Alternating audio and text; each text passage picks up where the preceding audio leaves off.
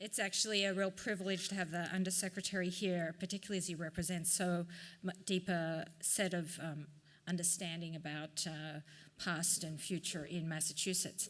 Now, I'm actually going to invite, how are the panelists going? Are you going to sit up the front to start with? We're going to move straight into panel 1 on goals, challenges, and who we're trying to help. I'm going to introduce Joe Kriesberg, who's the moderator, and then he's going to introduce the rest of the panel. Joe Kriesberg is the president of and CEO of the MACDC. He oversees the agency's advocacy work with public and private sector entities, capacity building work with members, long-term strategic planning, collaborations, partnerships, and internal operations. He's launched a number of innovative new programs, including the Mel King Institute for Community Building, the Goals Initiative, Biennial Conventions, and the Community Development Innovations Forum, which is a collaborative process to identify and implement strategies to help the field adapt to the changing context for its community development work. Joe has, during his tenure, he's led the association's legislative advocacy work, helped to pass many important bills, including the groundbreaking Insurance Industry Community Investment Act, an Affordable Housing Trust Fund, Small Business Technical Assistance Program, Comprehensive Anti-Foreclosure Law, and many others. Joe serves on the board of several state and national organizations, and prior to being at MACDC, he worked for 8 years on energy and environmental issues for nonprofit organizations. He's a great resource to have here, and we look forward to hearing from Joe and the panelists. Thank you, and good afternoon, everyone. And that was a good prompt to shorten the bio on my website, I think. So when we were putting together the conference and trying to think about what would be useful and interesting to talk about, one of the things that we thought was important is to not assume that we all share the same goals and that everybody in the Gateway Cities is on the same page about what we want to achieve and what a better city would look like. Because, in fact, when you ask people in these communities, there often isn't agreement, and people have different interests. And it's important to really think that through and talk about it and name it, rather than just to assume that we're all in agreement. And so we thought we'd start the afternoon with this panel talking about what are we trying to achieve and trying to get a little more specific about that and honestly discuss some of the tensions and challenges with figuring that out. And then the next panel can talk about how to get it done. So that's how we set it up. And we wanted it to be interactive, both with the panelists and you. So we're going to start with a presentation from Prabal, and then we're really just going to have a discussion among the panelists. We've got some ideas about how we want that to go, and hopefully that'll work, and then we'll invite you into the conversation. So what I think makes sense is for me to introduce Prabal, and then when he's done, we'll introduce the rest of the panel, and we'll go like that. And because you have a lot of information in your packets, and we want to really get into the discussion, let me just say briefly that Prabal Chakrabarti is the Vice President of Community Development, Regional and Community Outreach at the Federal Reserve Bank of Boston. And most importantly, for the purposes of today, he's been really leading up with a great team the Working Cities Challenge, which is a very exciting and nationally recognized initiative to try to explore how to make real progress that's durable and sustainable in gateway and cities and other smaller cities in Massachusetts. He's authored a number of papers that are mentioned here. He's got a great academic pedigree, and he's going to give a great presentation. So, Prabal, take it away. Thank you very much. I'm glad to hear this is on. Pedigree, that's not a term that can be taken other ways, too. So wonderful. This isn't Westminster. But good afternoon, everyone. I'm Prabal Chakrabarti, Vice President at the Boston Fed. I'm really very pleased to be here. I thank Eric and the Joint Center for the opportunity. Great work being done here at the Joint Center, and I know that this week's the New York Times featured the rental study that the Joint Center did on the rental crisis as just one example. I also want to thank another co-sponsor, the Graduate School of Design, the GSD. One of our newest hires actually did a lot of the data work behind the presentation I'm going to show to you, Ksenia Bender-Sky. I don't know if Ksenia's here, but is she? Great. Thank you, Graduate School of Design, for giving us Ksenia. So I was asked to do two things. I'm going to do them in the time that I have allotted, and Joe will keep me to that, I'm sure. The first thing I was asked to do is present some data about the gateway cities. And the second thing is to talk about the Boston Fed's Working City Challenge. So both of these things are near and dear to my heart. The Fed is obviously a data-driven organization. It's sort of the currency of the realm. Even though we have $4 billion in the basement of the Fed and they have actual currency, the data is something that we take very seriously. Now, all of you are here because you're interested in gateway cities. It's going to, you know that these are places that have higher rates of poverty and lower income, and so I don't want to run through a whole bunch of statistics like that. One of the important things that Aaron alluded to in his fine talk that MassINC really emphasized in their initial Gateway City report is that these places have assets. And you heard that from what Aaron was talking about. You've seen that in MassINC's reports and in their pioneering work. And we very much want to start there in terms of assets. And the first asset of these places are its people. And hopefully this will work. Great. And so you see that gateway cities are actually growing in population, some of them quite substantially. So here are the 20 cities that were eligible for our Working Cities Challenge, a very high degree of overlap with the gateway cities as defined by the state. You can see Massachusetts, over this time period, a 12-year time period, grew by about 4%. But look over here on the left, you've got cities like Revere, Everett, Lawrence, Malden, growing at very high rates, far above the state average. Same with Worcester, Haverhill, Salem, right at about the state average. So there's some places here that are growing in population, and that's something for these places to build upon. So this is ordered in the same way, from left to right, in order of fastest population growth all the way on the left. And you can see, certainly in the top 4 here, a very high rate of immigrants, of foreign-born population. And you see a lot of variation there across the cities, keeping in mind in some places with a high level of Puerto Rican population, it doesn't count under the foreign-born. But the basic message here is these are places that are gaining people, that have diversity and have new immigrants coming in. Without this, Massachusetts, its economy, its state would not be in a good position relative to population growth. And population growth is important for a lot of reasons. So not only are these places more diverse, and I could have shown a lot of statistics on country of origin or on minority population, this is age, and you can see that most of our cities here, most of the gateway cities, are younger. And this is a really important thing. The Boston Fed covers all of the 6 New England states, and I tell you, when we go up to places like Maine, which is the oldest state in the Union by median age, I mean, they are really begging to try to get more young people to come to either remain in their place or to come to their place. So the fact that these cities have a younger population is a real asset. Diversity and youth are assets.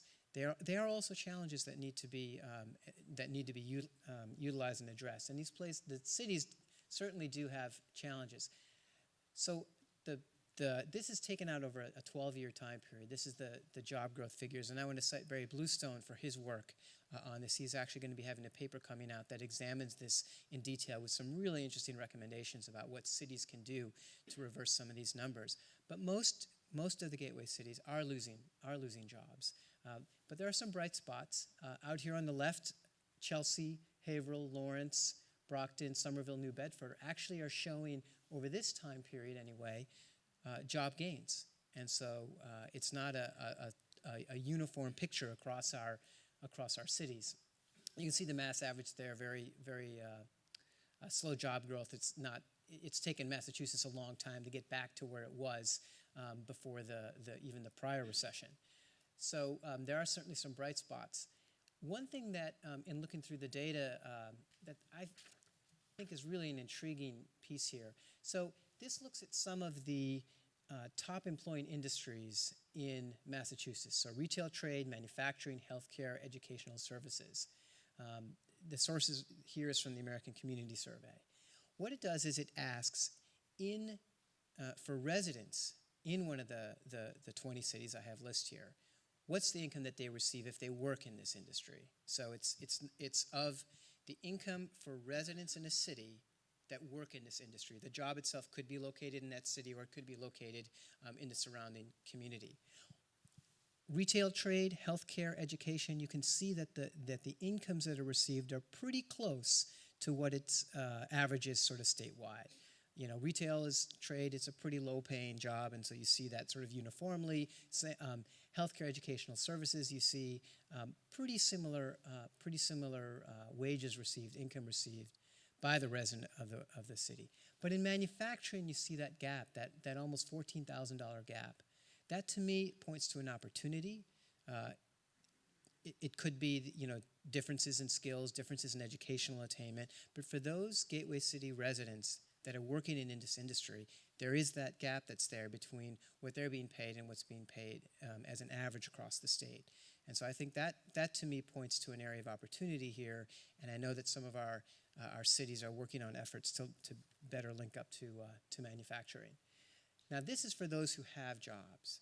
And one of the things that's absolutely true, and I could have shown slide after slide of this, one of the things that's absolutely true is there's not enough people employed in some of the places where the poverty is concentrated and the unemployment is concentrated. And this, you know, gateway cities in Massachusetts are not the only place where this occurs, obviously. But you can see this happening, and it's happened in a lot of these places over decades. It's one of the reasons that the Federal Reserve System in 2006 took a look at concentrated poverty across the country.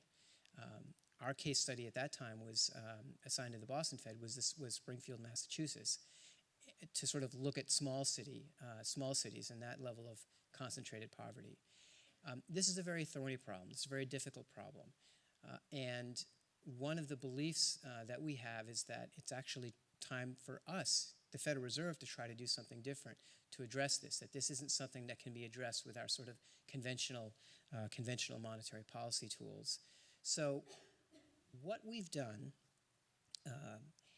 is to try to conduct an effort that comes out of Fed research to change some of the dynamic in some of these cities. And so the Fed being the Fed, it began with a research study that looked at smaller industrial cities around the country that had faced deindustrialization to see if any cities actually, if any of these cities were doing well. And it turned out that there were a set of 8 cities labeled resurgent cities that were doing well on a host of measures that were able to remain economically viable. And in going deeper to try to uncover why, the Boston Fed researchers found that the key factor was the presence of what was termed cross-sector collaboration or collaborative leadership.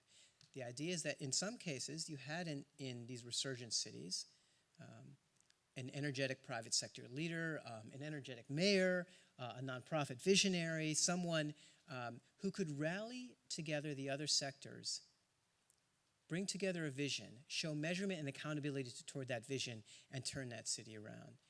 And in visits that the Fed led to some of these places, you could really see and feel that. So this is what the research found. It wasn't the only thing that mattered, but it was the key ingredient. So we decided to put together a competition to try to incent that kind of behavior, to see as a pilot, as an experiment, is this something that we could help instill, because this is something that the research found. This isn't something that the Fed has ever done before, and I'll say this is our 100th year, but this is the right year to do sort of new things. We have our first female chair of the Federal Reserve, Janet Yellen, and I have a quote here from her. She describes our Working Cities Challenge, certainly better than I could, very succinctly. But what she's really emphasizing and picking up here is that this is an innovative approach, something that she sees as particularly promising. The idea being, if through this challenge we can put together or help put together the private, public, and nonprofit sectors in these cities to work together collaboratively to transform their cities, that this could be the basis upon which growth and transformation take place. So I'm going to say a little bit about the Working Cities Challenge. In the interest of time, I'm going to kind of fly through this a bit. I know we'll have some time perhaps in the questions to get to it. But one of the things that's really important, and we felt was important, was that we wanted to be the change that we wanted to see in the world. We very much wanted to lead by example. This shouldn't just have been, a Fed thing in any way. So what we wanted to do was put together that private, public, philanthropic, nonprofit collaboration. And so you can see that in the partners that I've listed here, and I want to highlight a few.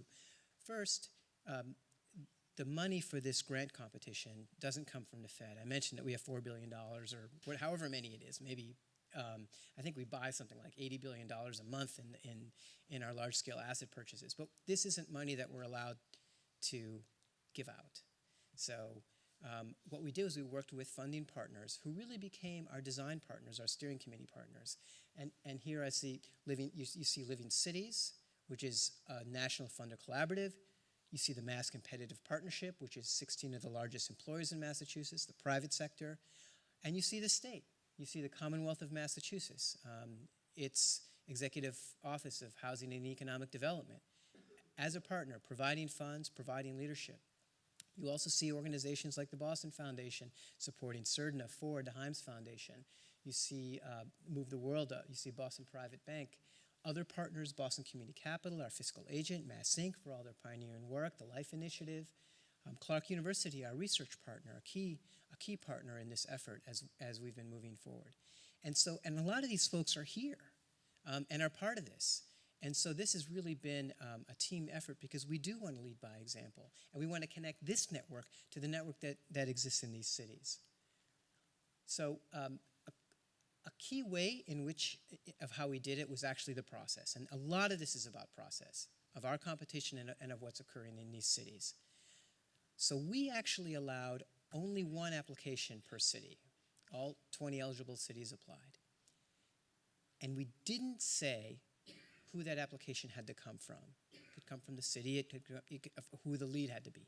But we said it had to include the public, private, nonprofit sectors in a meaningful way, and that it could be in any issue area. And I actually had, after we put out this, I actually had somebody call me and tell me, why are you guys doing this? It's a terrible idea. Don't do it. And in our discussion, including with Living Cities who'd done this for bigger cities, it came about that, no, this is something we wanted to do. We really wanted the cities to come up with their idea, with what they felt was most important for their city to transform it and to take it moving forward. And so this was really a key aspect of design.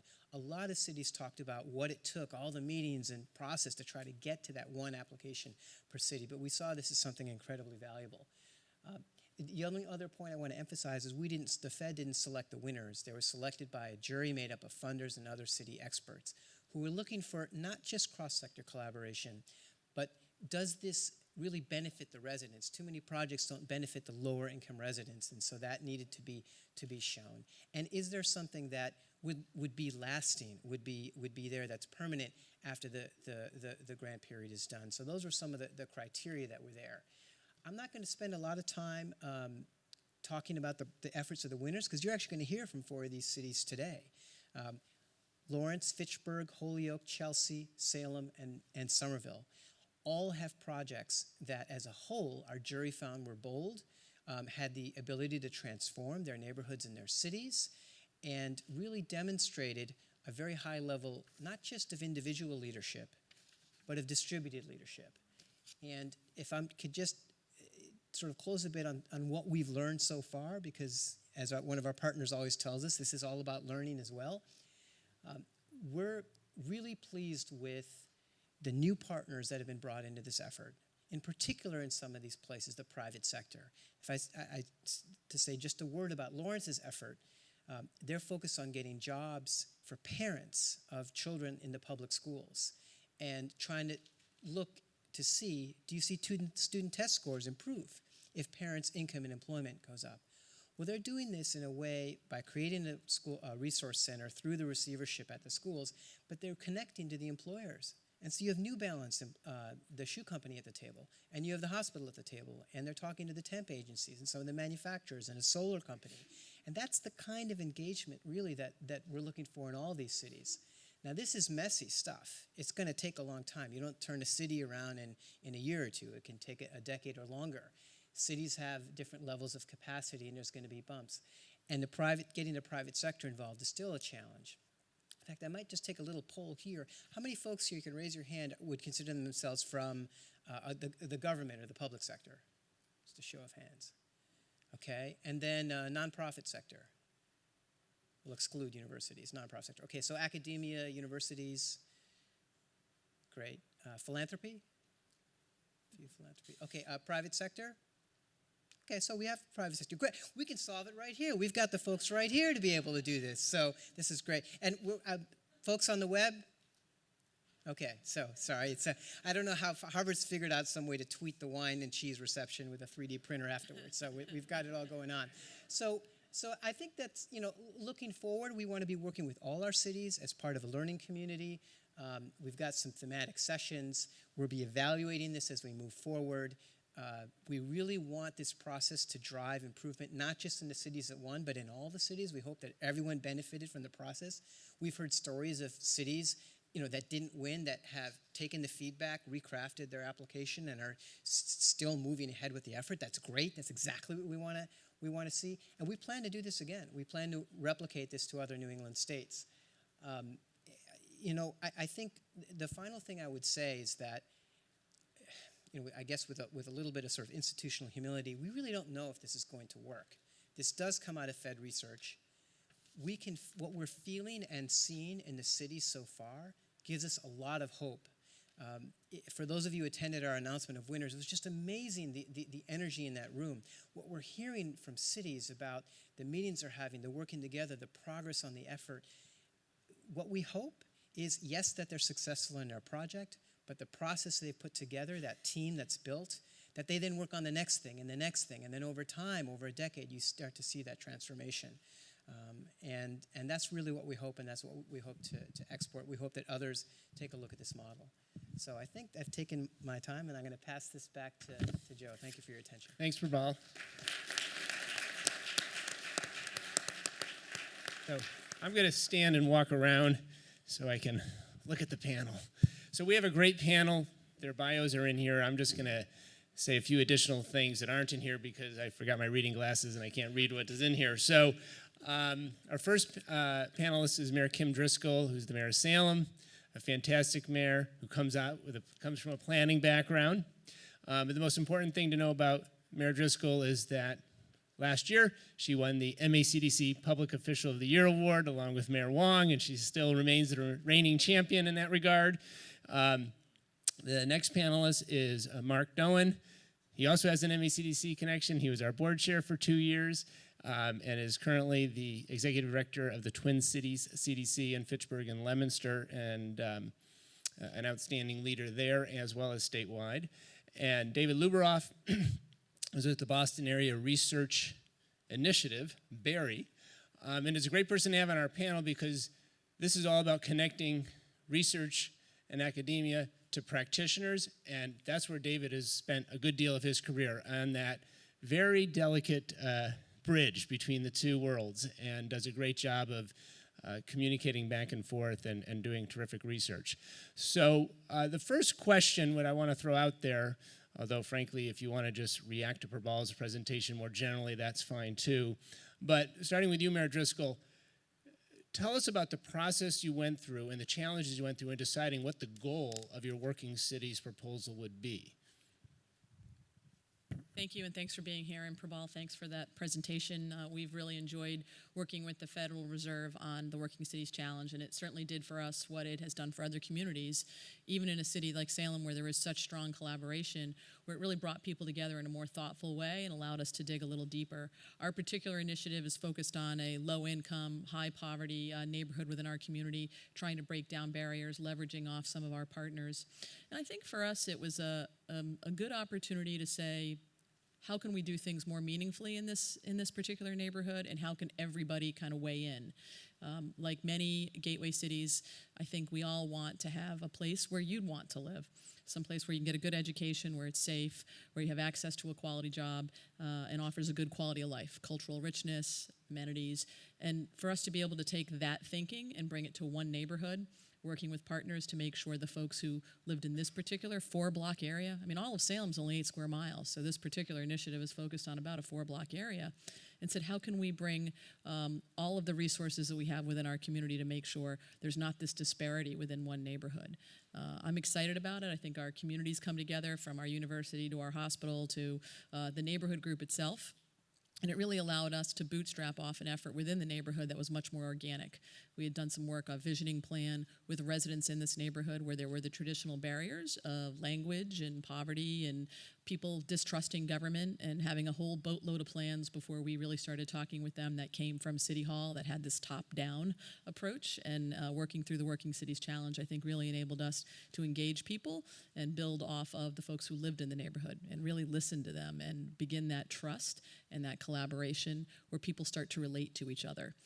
And it wasn't just somebody who lived in that neighborhood over there, and it put names and faces and opportunities together. So I think it's a terrific initiative, and certainly something that we've seen in our larger community is what's really helped Salem enjoy some of the renaissance that we have. When our tourism partners are working with our community, when our public education officials are working in synergy with our university, when our industry, our nonprofits, our city government come together and really work on action plans together, that's when we start to see downtown storefronts becoming full. That's when our tourism folks are all working together and taking that same approach to really tackling a tough neighborhood issue that's been a tough neighborhood issue for decades, I think is finally going to put us over the goal line here as well. Great, thank you. Marc, similar question to you. You guys are applied for and received an award under this program. What was the discussion in your community and among the stakeholders in coming up with your goal statement? So, first of all, I just want to thank Harvard for having us here, having me here today. It's always a great opportunity to just take a moment to think about something instead of just always doing it. We don't always get that opportunity. I also want to just, for us, the Working Cities Challenge really came out of Mayor Wong's idea about wanting to be able to do things better. So what she came up with was the idea of a report card to help us measure how we can better use our resources. Twin Cities was really interested in this because we'd been working in the neighborhood for a really long time. And you know how, like, if you're, depending on what you're doing, you always see it through that same lens. So, if you're a hammer, everything looks like a nail. So we know how to do housing. So our answer oftentimes was about housing. We really didn't know very much about education or healthcare.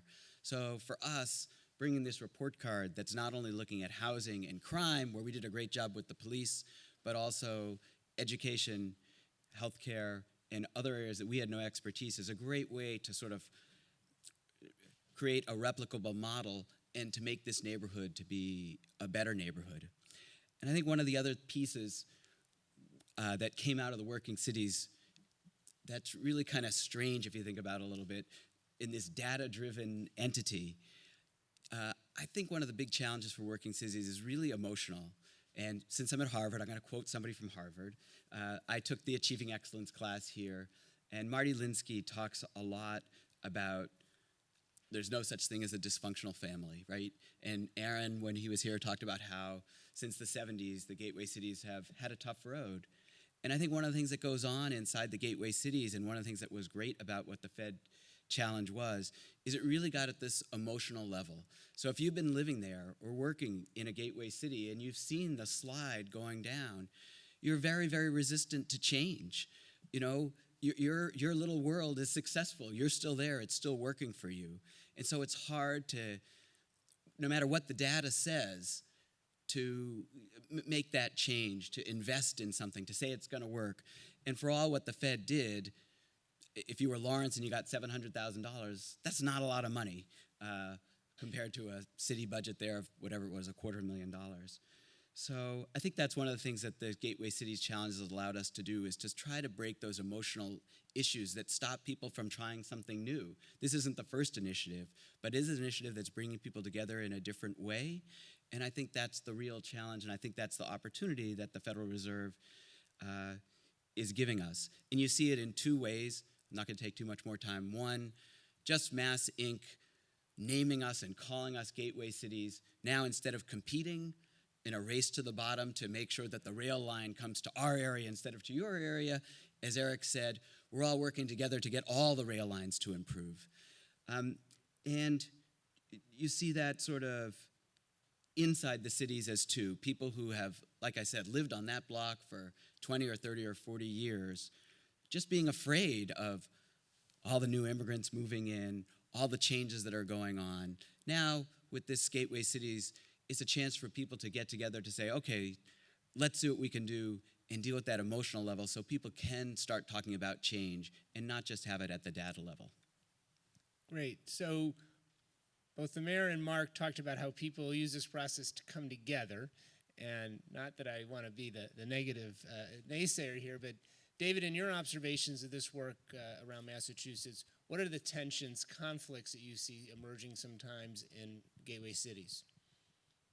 I mean, this is, whatever I say is offered in a spirit of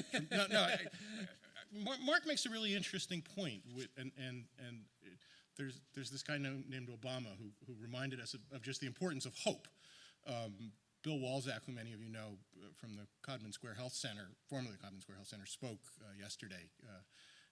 And he talks a lot as a community organizing tool of just the importance of giving people hope. So if the Gateway Cities Challenge did nothing else other than think about hope and begin to connect people who were not connected, I mean, this problem of silos is really important. I think that's, and that was a little bit of my, certainly behind my question to Aaron, the problem of silos is really enormous, and it replicates in each of our work, it replicates in local governments. And if you think about it seems to me, three big challenges that a lot of these cities face. Each one looks a little bit different. Many of these places still have extraordinarily high crime rates. By at least one measure, 7 of the 100 most dangerous cities in the United States are gateway cities in the United States, according to city data. Just if you take the FBI crime statistics, that's not good. And people, if we don't get our arms around that, the residents of gateway cities who can smartly will try. Many of them will try and leave. Second, as we know, we've asked the schools in those cities to take on really the hardest challenges, and at least by the metrics we use, a lot of them are still challenged and somehow coordinating. And I've been amazed by some of the work Marc's done over the years that I've known about trying to break down these silos. I think the third big challenge, and Mayor Driscoll, I'd be interested in your thoughts on this. When we think about this community development, when we think about places, the classic debate is places versus people. One of a fairly large number of the residents of gateway cities don't work in those cities. Now, one of the big problems we have is that with only 3 exceptions, Worcester, Springfield, and Pittsfield, the daytime, more people leave the city to go to work than actually commute in. So these places that were major economic centers in some places, and Prabal's data showed you some of that. What does it mean if people in Lawrence are leaving to go to jobs in Andover or Burlington, a lot of the major suburban job nodes? And how do we think about, should we be thinking about how we connect those people with those jobs? Many more of them, I will note, are going to these suburban job nodes than making the long commutes into Boston or Cambridge.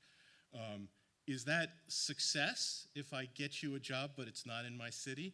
And how would we think about a network that not only was the local employers but the regional employment centers?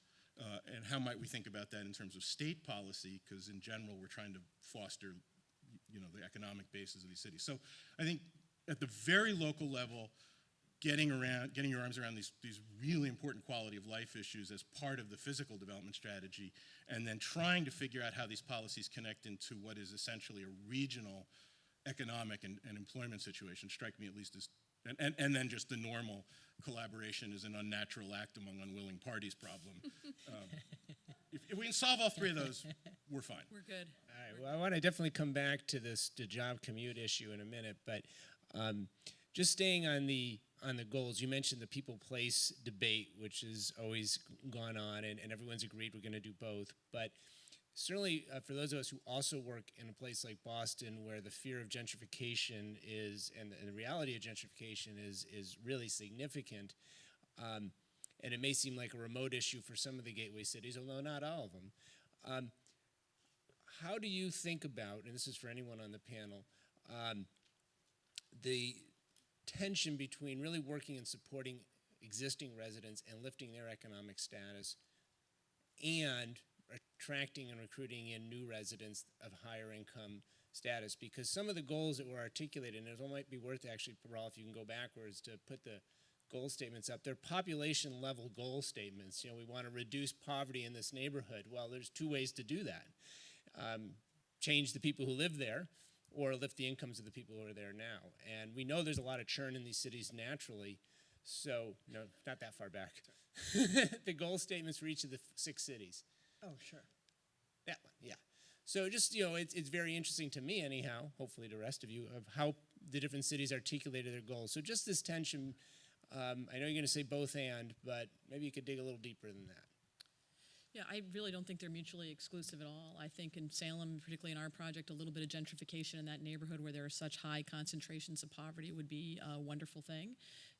I think tackling some of the complaints we hear about when people think of affordable housing is the other end of that spectrum. It's sort of this tale of two cities. And we always try and remark about Salem as a history, is 8 square miles, always had this amazing diversity, income diversity, cultural diversity, and that's a good thing. It's what makes us livable. It makes things more challenging, like public education, for instance, but how we develop that mix and how people begin to relate to what affordable housing means. Most of the people who own a home in Salem now, many of their children could not afford to buy that same home today. Most of the folks who think about affordable housing, I think, view it as large-scale HUD tenements, you know, from 1950s, which we don't even build anymore. But that's the mindset, as opposed to who's your favorite waitress, or where do you take your dry cleaners, and where do those folks live, and how is it affordable, especially based on some of the incomes that they're making. So changing the dynamic around identifying more closely with what affordable housing is and what it isn't, and recognizing that a healthy, livable place like Salem, and it doesn't work for everywhere. This may not be the same idea or goal that Andover may have or some other community, but for us, we're a city. We want people from different backgrounds and speaking different languages and coming from different income levels and having different cultural amenities, and it's what makes our community, I think, livable, what people expect when they come here, but it may not be for everybody. So recognizing that who we are and how we're true to that, and that it doesn't mean that we are mutually exclusive, that gentrification should not occur. It needs to happen. I think it's a good thing. Balancing that to make sure other people aren't pushed out and that they're recognizing those needs by looking at affordable housing and where that should go. A big part of it. Anyone else want to? I mean, gentrification is, I think we need to be really careful talking about it. It's a word that has, you know, almost implicitly this negative connotation, but it's not as, I think the reality is a lot more complex. I mean, if you start with the resident of a really poor neighborhood that starts to gentrify, who happens to be thinking that at one point they were stuck owning this worthless house, right? And all of a sudden, you know, there are people who are made winners out of that. In general, I think the academic research has said the displacement phenomenon is probably less common than we think. It's a sort of turnover thing. So at a certain point, a group of people can't afford to move into a neighborhood, and the poor residents of gentrifying neighborhoods may in fact gain some benefits. They may get access to more opportunities. Typically, that is accompanied by greater public safety. So I think the mayor is probably right that partly it's a question of pace, partly it's a question of providing enough ongoing affordable housing, partly it's a question of providing enough housing, period, right? That to the extent that communities are allowing housing to be built, housing prices will at least not rise as quickly, and people can afford to stay. But I think to demonize gentrification is to miss the really rich subtleties. So, like I said, this is always a good time for me to think instead of just do. So before I came here, I went to look on Zillow, just to look at what prices were.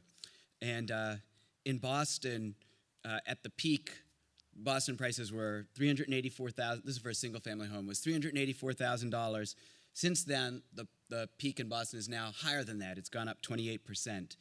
And as you go out from Boston to I call it the Boston orbit, Lawrence, Chelsea, and Salem, those homes, they still haven't reached their peak, but they've rebounded, 14 to 17%. If you go to my neck of the woods in Fitchburg, Leominster, looking at Fitchburg, Worcester, New Bedford, still way below their peaks, and they've rebounded 8, 7, and 10%. And a single-family home in those areas sells between $150,000 and $180,000. And if you go, I call it the no zone, out to Springfield, you can get a house now, according to Zillow, for $120,000, and the home prices there have only increased 3% since they bottomed out. So I think housing is one of the ways that we know whether there's demand, whether it's a nice place to live. And I think that how you answer that question, Joe, we need to have demand in these neighborhoods. We need to have new people coming in. We need to have new housing. And I think a lot of it is going to be very place-based and a little bit sort of how close you are to that Boston orbit. Well, let's talk about, Prabal, do you want to say anything on this? Just to say, I note on Chelsea's goal here, they want to reduce poverty and reduce mobility kind of at the same time. It's sort of interesting that they're focused on what's a very transient neighborhood, trying to create that sense of community in that place. So one insurance policy that tries to minimize some of this tension around gentrification that we put in was this idea of resident engagement in the process. And so when the staff conducted site visits to all these places, and I know that Tamar Kotelchuk, our director, is here, and we asked a lot of questions about how have you engaged residents in this process? Are they on board with these efforts? Because if there is a case to be made about mixed income and bringing in others, well, then the residents should also feel bought into that strategy, that this is something that they need. So that's something that's a kind of insurance policy that we try to put in for some of these efforts. So I want to now pick up on the theme of the connection between these cities and their surrounding regions that David started. When we were planning the session, I think, David, you had sort of suggested that gateway cities really fall into 3 buckets. Those are really part of the greater Boston economy, could conceivably even become or are bedroom communities to the Boston economic center. Those like Lawrence and Lowell that you mentioned that are in areas where there's a lot of jobs nearby but not in the city. And then, of course, those gateway cities, maybe Fitchburg and out, where there aren't a lot of jobs in the city and there's not a lot of jobs nearby either. And how the relation with these cities and what needs to happen in them in relation to those regional economies. And, since you work at a city level, Mayor, and you're working at a neighborhood level, Marc, how much do you think about these regional factors when you're doing your job, or is it enough just to sort of keep moving forward with what's right in front of you? I always think the cities that have the most success are the ones that leverage what their best and positive attributes are. For Salem, obviously we've looked at tourism, we've got a hospital within our community, we've got a university there, but that wasn't always the case. I had the good fortune of working in the city's planning department as a college student, and remember Salem wanting to be the outlet capital of the world because Portsmouth did outlets. We didn't have space, we didn't have access to the highway. Salem was going to do a lot of business park development. We changed our zoning to allow BPD when, big high growth industrial parks were all the rage, and Peabody next door. Communities are great at just wanting to copy whatever worked in the other place, but not really always looking at inward to see what those strengths are. We're focused right now on waterfront development. We have this amazing harbor, amazing riches came to our community through our maritime history. We have a power plant that's being redeveloped.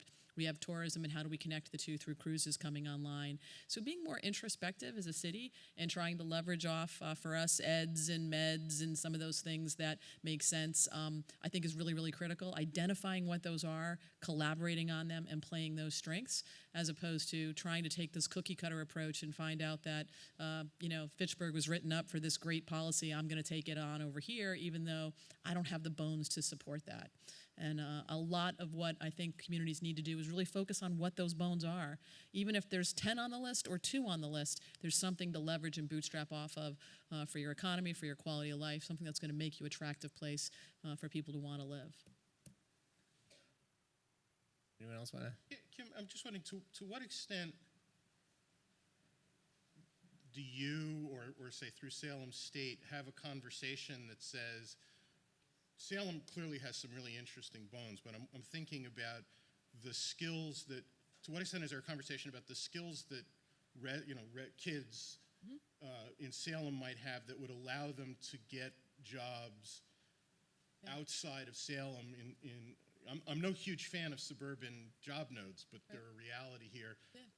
And I suspect those are different sets of skills, and I'm just wondering if we've figured out how to make that connect yet. Yeah, I would definitely say we haven't figured it out, but the pipeline between what are our economic clusters, we know what they are for the North Shore region. We have a very active workforce investment board, Salem's a lead community, and the connection between jobs for not only graduating students, but frankly, anybody who happens to be without a job, whether it's high-tech machinist, which we know there's a high demand for high-tech machinist, or healthcare, which has a great economic ladder. We're starting new vocational programs to allow students to be EMTs. You can be an EMT when you're 18. You can always get a job. That's a great economic ladder to move up in the healthcare world, which we have a very strong regional bent. I think one piece of this whole puzzle when we talk about what are some of the challenges, and you picked up on some of it, David, is just local leadership, quality local leadership. And I don't say that as an attaboy to myself or others, but it's a beauty contest in many places. Who's going to be the next mayor, what their skill sets are going to bring, how they're going to be able to bring people together. And that we've seen it rise and fall. I'll use Lawrence as an example because we're probably all aware of it. One change of leadership, and I think we're all rooting for Lawrence and see a lot of opportunities there. And we had it before, but maybe we thought, I don't know. And I think we need to think more of that. I'm a fan of city management, having worked in Chelsea before being in Salem as their legal counsel and a deputy city manager there. We don't do that enough. I could point to other cities on the North Shore who could benefit from really quality leadership to take advantage of all those opportunities and those bones. I don't know how you do it, by the way. It's a very democratic process now, but I do think sometimes it's a roll of the dice in terms of pulling all these resources together, seeing it, and then having the stars line up where the economy's cooperating with you, where we've got a great governor. I mean, I can't say enough about the Patrick administration in terms of their partnership with cities and towns. And when that happens, you need to be able to take advantage of it. And I think sometimes local leadership, the ability to bring people together, to find common goals and actually get them done, that's part of the challenge. I just probably actually want to give a shout out to the Fed here, because I think, and if my memory's right, this grew out of your research on Springfield and looking at other cities. I believe you said that, but this idea that formal and informal networks are going to be critical, and it goes a little bit to this place-people thing, right? That the networks, to a large extent, are place-based. I think it's one of the most interesting aspects of what you're trying to do in a way, is to leaven those networks, and it sounds like, at least on the first step, you're having great success with that.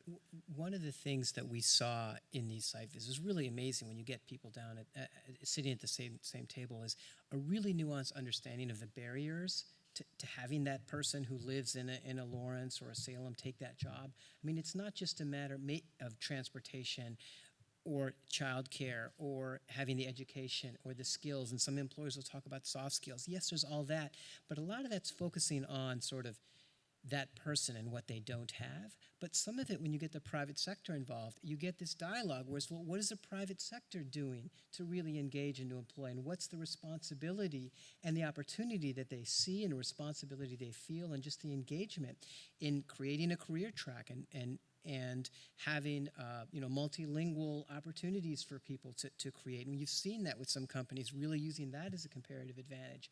And when you start to have that two-way dialogue, you realize that it's, there are real barriers, and you can't just assume that because you have a workforce investment board or you have some other entity at the table, that ostensibly has this board and that sort of the people are there, that you're really solving those problems. That's where the hard, messy work sort of needs to get done. So, in terms of the proposals you saw, Prabal, I'm just wondering whether any of the proposals, ones that won or didn't, came with a proposal that was explicit about how they wanted to work with their regional partners, or were all the proposals really looking internally at something they wanted to do in their city or in one particular neighborhood of their city? So several proposals did include partners that were regional actors. In some cases, the Regional Planning Commission and MAPC would be listed as a partner. There were other entities that are regional in nature, workforce investment boards, and others are regional in nature, some anchor institutions. A little bit of how we structured it, we did say you could put together a regional application.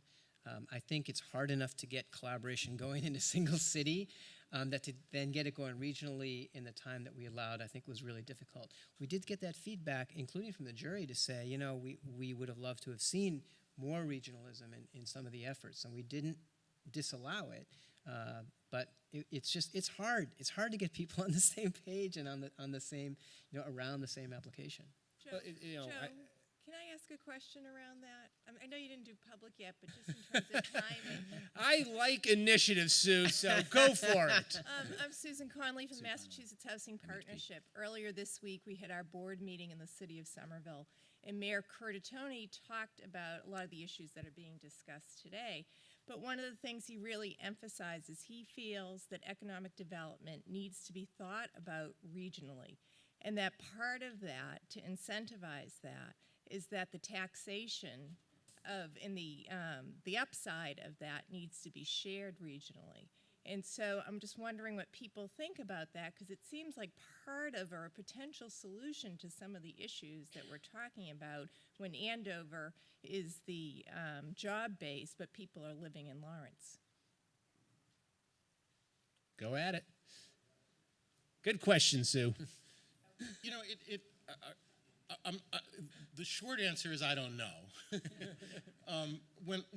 So I spent a little bit of time just sort of looking at the job data, the really simple or not so simple stuff from what's the how many people are living in any given community are workers, how many workers are working in that place, and what's the flow look like. And one of the things that was actually really so there's two things that are seemingly contradictory that I think get at this problem. One is it looks like residents of gateway cities compared to residents of other places are actually much more likely to work in their gateway city, even though there aren't a lot of other commuters in there. So from the political leadership perspective, that's still going to be who you're thinking of as the major employers. When you look at a place like Andover, the thing that's striking about Andover is more people go to work in Andover from Lawrence than from any other place, including Andover. And so it suggests, and I didn't look at the other sort of big suburban job nodes, Waltham, Newton, Framingham, Woburn, Burlington, but I suspect you'd see something similar in a lot of those places.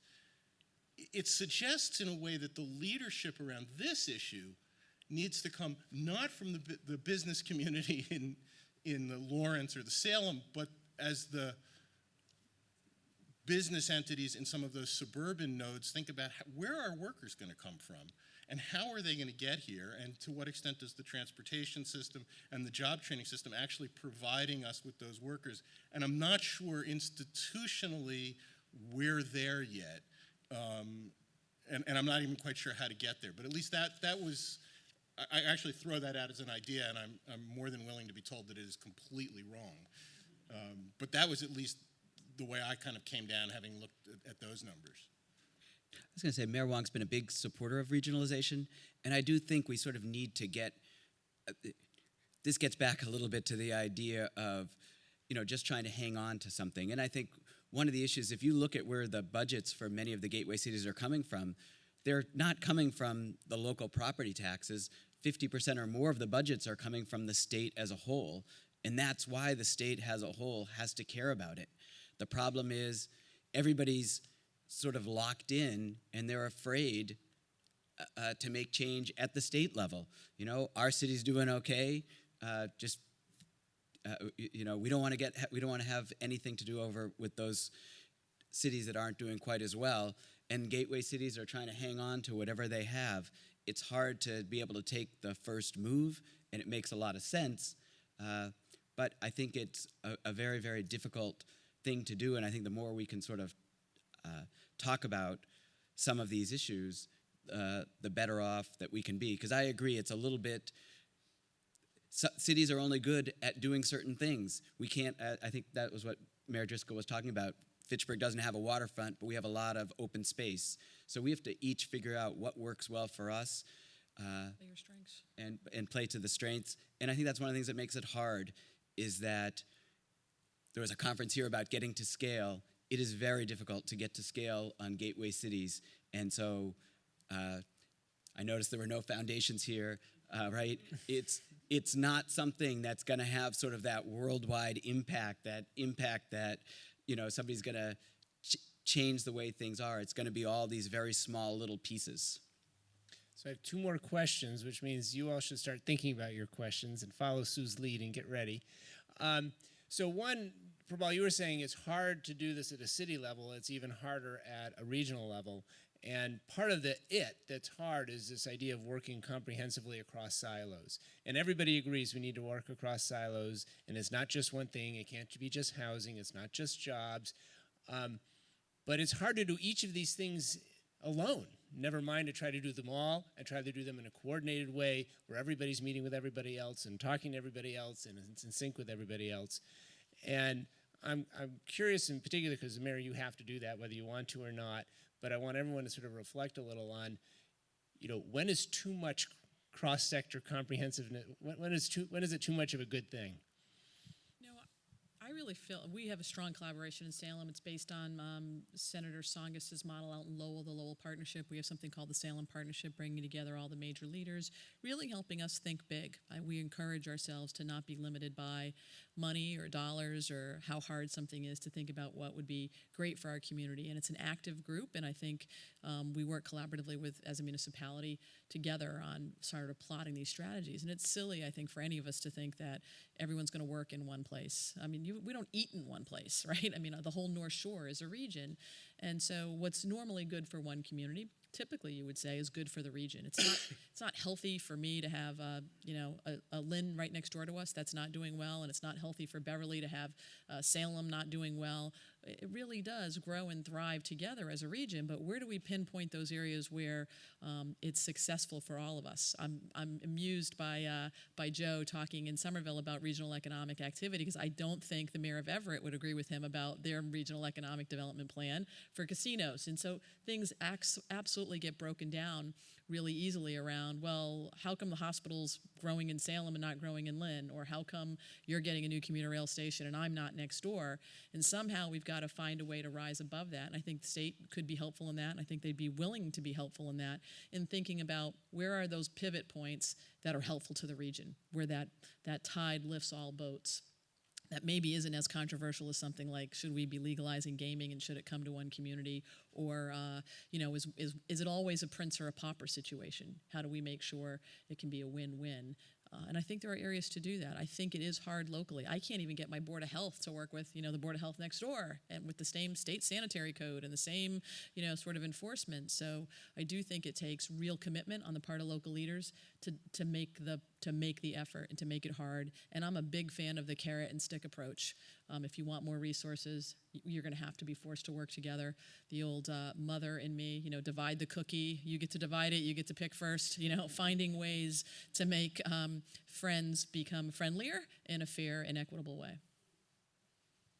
Anyone else want to talk about sort of the tension between trying to work comprehensively, but too much of a good thing? Just to say that to the extent some of this gets institutionalized, maybe in an umbrella nonprofit. There's this talk about the quarterback organization, and collective impact work talks about the backbone organization. Maybe it's quarterbacks with backbones or not with back. I don't know, but it's not that. Back to play quarterback, right. That's but for sure. You mentioned the Salem Partnership, and I know Lawrence is trying to put together a Lawrence plan, and to the extent you can institutionalize this, you can't do everything at once, right? You have to have, everything is important, but you do have to identify some areas of opportunity that can show the momentum that keeps the group going. If you don't have some quick wins, I think all collaborations will tell you that you need some tangible things you can show in year 1 and year 2 and year 3. But if you can institutionalize that, whether through an umbrella nonprofit or some other kind of organization that steps up to say, we'll play that coordinating role, we're gonna kind of keep this table of people together, that can help that process become a little less messy, a little less complicated. Just one other thing I'd add, Joe, is as Prabal was talking, I think just demonstrating the numbers. I think of Salem and some of the things we've done. Tourism is a big part of our industry, especially in October, right? But it also means there's like tons of traffic, and we're not right off the highway, so it definitely impacts communities around us to have 128 backed up with people dressed up in Gumby, trying to come to Salem. So some of the things we've done is tried to show the economic advantages this means for the region. So it's not just about our restaurants are doing well. They have their linens cleaned someplace else. They employ people from all around the region. The graphic artist who designed the menu may not be a Salem employee, and trying to demonstrate that, I know it's a little tough in October to get around with the traffic, but here's what this economic has meant, not just to Salem, but for our region. And I think more of that, we're doing it with our cruise port industry. We were talking a little bit about that. We're trying to attract cruise ships and showing what the economic impact is, not just for our city, but for our region in the North Shore, and finding ways to define it. So people feel a little bit better about whatever the impact might be, whether it's traffic, things like that. Kim, I was dressed as SpongeBob, not Gumby, so just to make sure. Marc, go ahead. Yeah. Gumby's out. Gumby's old school. Yes. Right? I think one of the things when you're talking about comprehensive economic development is you need a lot of people to take ownership. And one of the pieces that we've really found that's hard is that if you're a big enough organization to really have a lot of resources, one of those things that you really need to have a comprehensive plan, you tend to just want to do it on your own. The city, you're just talking about the Board of Health, so the city can just do it on its own. In our community, Fitchburg State they have enough resources they can do it on its own. And I think one of the things that was interesting when you're talking about the type of comprehensive things that were going on with working cities is that all of these cities had relatively small organizations that were key to pulling in bigger organizations. And it's not just about the backbone organization or the quarterback organization, but it's an organization that can make lots of organizations that have a lot of resources feel comfortable coming together to say, this is okay, I'm willing to, the university, I'm willing to play with a large private sector organization or with the city or something else. And I think that's something that we can't always just think about trying to muscle it together, but it gets back to letting people feel like I have ownership over this piece and I am going to do something about it. Because when you have ownership, it's very different from when you're just showing up at the meeting and saying, yes, I'm here, we're supportive of it. What we need to have these comprehensive solutions is, and I know the Fed has talked about this, somebody who's thinking about it every day to make it better. And I would say it's not just enough to have one person, but you need to have people in all these different modes thinking about what's it going to take to make it get better throughout this comprehensively. It's not just enough to have just the mayor doing it. She has to convince a lot of other people to think about it the way that she does. So my last thing I wanted to bring up before we open up to the audience is immigrants. So we saw from Prabal's data that these cities have a lot of immigrants. That's been true for a very long time. One of the key roles these cities have played in Massachusetts and I guess around the country too is a landing place for immigrants coming to this country. And that's not likely to change anytime soon, although I think immigrants are probably spreading out a little bit more than they used to. They're still overwhelmingly, at least from what the data looks like, coming to these cities. So it seems to me that's one of the important roles that the cities play for the region and for the state, because without immigration, we all know where our economy would be. So could you just reflect, kind of an open-ended question about how you see that as an asset to be leveraged? Is that something that we should sort of double down on as these cities, or would it be better for the region and for the state if that was dispersed a little more? I certainly view it as an asset for us. It's where we've seen a lot of growth. It's, as I said, Salem's a livable place because we have people coming from many different places and who have arrived from many different places. It's interesting to see the Point neighborhood, which is our challenge, was all French Canadian at one point. I mean, very much heavily influenced by a French Canadian population. Now it's largely Latino. I think one of the challenges when it comes to public education is the language barriers and trying to understand how we can do more to recognize that any place else, if I said, yeah, your kids speak 2 languages, I think we'd all think that's wonderful. What a terrific asset. Yet somehow in gateway cities, where we have kids who are bilingual, it's looked at as a detriment. I think we really need to figure out and better understand how speaking 2 languages impacts public education. How can we make sure that we're doing everything we can to still close that achievement gap, but to also to recognize it's a tremendous opportunity to be able to have families, as many as we do within our schools, speaking 2 languages. And I think too often it's looked askance at, as opposed to how do we celebrate it and frankly have that happening on both sides of the aisles. The kids who are native English speakers speaking Spanish, more dual language programs, more recognition of how important and powerful that is, and something that should be an asset to be gained. My impression, Prabal, please correct me if I'm wrong on this, is in part because of the housing costs that Marc described before. The gateway cities' role as immigrant gateway communities has probably actually increased. Even in some of the poorest neighborhoods in Boston, housing costs are substantially higher than some of these cities. So that yes, it's a historic role, and even more so. And I think the mayor's right that that's potentially a huge asset. That's a role communities have played. It suggests, by the way, if they're gateways, that at least some segment of the population is going to move on. And going back to our very earlier conversation, but it also suggests, I think, thinking from a policy perspective, that thinking about the particular challenges of families where kids are coming out of households where the parents don't speak English, but understanding that as a tremendous economic asset and beginning to build on that not only for that city, but really for this state and this region, strategically is right. As we've been talking about, the details are right. Going back just a second on that last conversation, there's that top-down, when you get the CEOs in the room and they all sort of smile. Marc's right. Somebody's actually got to do the work, and somehow you have to figure out within those large organizations how you get them to commit somebody to do the work, but it's also figuring out very concrete pieces that say, we've got this great new population. If we can give them the right skills, both technical and language skills, they can meet a whole bunch of employment needs, not only in our community, but in the region, right? You begin to create a constituency for that very particular piece.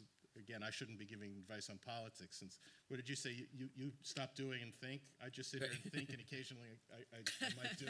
It seems to me that one of the implications, though, if we agree that these cities should continue to be a place that is good for immigrants to come and land in when they come to this country, that says something about what the assets these cities need to have, including low-cost housing and the supportive services that immigrants need. Go ahead, Prabal. And Ana Patricia Munoz of the Boston Fed did some work on immigrant entrepreneurship, looking at smaller cities and specifically Latino small business growth. And she actually interviewed a bunch of small business owners in Springfield. And one of the things that she sort of uncovered is just that a lot of the small business services that they were being offered, they were not in Spanish. And yet a lot of the businesses there did have needs. A number of them, something they highlighted, was they actually wanted information about where they could expand. Like they were growing, they had businesses, they had enough revenue, they felt like they could outgrow their own space, and they didn't know where else they could go, and that's what they wanted support with. And so there might be just some simple things that cities can do to sort of better tap into that asset and try to get some growth using that as a driver. Okay. So we got about 5 or 10 minutes left for our panel, I think. 5 minutes. So quick questions, rapid fire. Somebody must have a question. Go ahead, shout it out. Or you probably need to go to the mic. And if anyone else has a question, maybe you can line up at the mic just so that we can be heard on the internet. Is he here now? Is he here now? No. Okay. I'm Bob Culver. In my experience dealing with this program, I was always aware that there was 351 cities and towns in the Commonwealth, and that money was being given to 20 or 21, and even if you had a multiplier of 4 or 5 times in a larger community, you're still only getting to about 100 cities and towns in the Commonwealth. And so I ask, as we sort of come to the end of 8 years of thinking about and putting this program together, is this the right way to structure the state's sort of number one way to think about giving money to incenting cities and towns such that they will be more healthy and vibrant economically at a minimum? Or, to Mayor Driscoll's point, and I think also, Marc, to your point, do we need to really, the hard issue, which was decided not to be taken on when this program came into place, was that we would start to incent cities and towns to come together, and if 5 contiguous cities or towns came together, they'd get 90% of their school funding taken care of. 4 of them came together, they'd get 70%. 3 came together, they'd get 50%. And people said, oh my God, you know what the problems that will cause? Well, on the other side, if we do really think about social equity, and oh, by the way, I would note that there ain't many people here that are in about 120 to 140 cities and towns in the Commonwealth, mostly towns that are west of Worcester. They live in abject poverty. And these average numbers that you're showing here, I'm going to tell you, it doesn't look like that once you get west of Worcester, and more importantly, when you get west of the Connecticut River. And so I think that we've got a program that, yes, we can understand it, we can manage it, we can, see what it's doing, but whether or not, as it relates to the highest and best use of funding from the Commonwealth, as relates in the highest and best results for the people of the Commonwealth, I'm not sure that that's the case. And I'd like to know, given that you've lived with it for the last 8 years, what do you think? Would you consider changing it to a different type of incentive program? It's a big question. That's always. David's going to answer. Why not? Always true. Always. Thanks, Bob. Mark made a point earlier that in a lot of these communities, well over 50% of the budget is coming from the state, and almost all of that money is education money. So we have actually made this policy decision that the communities, and we can argue about whether we've got the levels right, but as a policy, the communities that are the poorest and have the least fiscal capacity, the state makes up the difference. Again, we might argue that the state still needs to put more in. So in some sense, Bob, we're already doing what you suggested, and again, I think better than in a lot of other places and not good enough. Better than certainly than a lot of other states. And I think the interesting thing about that policy, from at least a framework, is it says to the cities and towns, and Mayor Driscoll, you may want to say it doesn't work the right way, that the state says, here's the minimum that you have to do, because the real danger is if the state gives money, a creative local official just moves some other money elsewhere. It's by no means a perfect system, but I think if you compare it to what any other state is doing, it's probably about as good as an American political system is going to come up with. Just quickly, because I want to make sure we get this gentleman's So really question quickly, into. I would say that I'm an outlier, Bob, and I think that we should be incentivizing regionalization and performance standards for communities, that we shouldn't be trying to invest in places that aren't taking advantage of efficiencies that we know that exist. I think it would have to start new. So keep everybody whole. Here's your local aid. If you incentivize improvements in certain areas, whether it's regionalization or using, many of us are using CityStat, and how, we know about efficiencies. To be able to demonstrate that with new aid would be perfectly okay with me. But I am an outlier. I think Mass Municipal and MAPC would probably, well, Mass Municipal at least would drag me out of here and put a noose around my neck. You used to be the president. I don't know what happened there. Okay. Just on that Sir, issue. you get the last question. Thanks. Hey, folks, my name's Don. Quick question for you. It keeps with the theme of accountability, and it's going to sound like, is this happening? And if it's not, would you think this would work? You talked about breaking down silos, and from what my experience has sort of brought me, I kind of come from a military background. If you don't have accountability there, just getting people together to talk isn't going to work. So, for instance, what if the head of your police department, a portion of their incentive package, however you deem that is connected to the graduation rate at the high school? What if the head of your schools was somehow worse off in terms of their incentives if there's too much of the school-age population is incarcerated? Now, you could spread that out to other silos, but you get where I'm going here. You're not just rewarded by being a good housing person that does things with housing. You're connected to how everyone else does. I would see that as potentially a driver to force collaboration. So it doesn't just have to be the mayor. There's more than one person accountable across silos to the whole public. Is that happening? If not, could it work? Good question. I don't think it's happening. We can barely get Could it happen? Should it accountability happen? within your structure. One of the most interesting experiments in the state is they keep changing the phrase, but it was the social impact bond program. So ROCA, a wonderful organization in Chelsea, has basically promised to reduce recidivism. And as I indicated earlier, the problem of people returning from prisons to gateway cities in particular is huge. Jess Symes, who's here, is a doctoral student, has done some amazing documentation on this. ROCA has basically promised, we will reduce recidivism over 5 years, and they're not going to get paid unless they actually demonstrate that. So other funders are putting that money up front. That's to your point, that's a really interesting sort of taking a piece of new money and saying, let's do something new, whether that takes off or not. Well, the sign says wrap up, so wrap up. With The key answering the thing question. is first to recognize that connection and to really be able to track that and quantify that. Even before you get to the, can you put that into the contract, incentivize, but just understanding.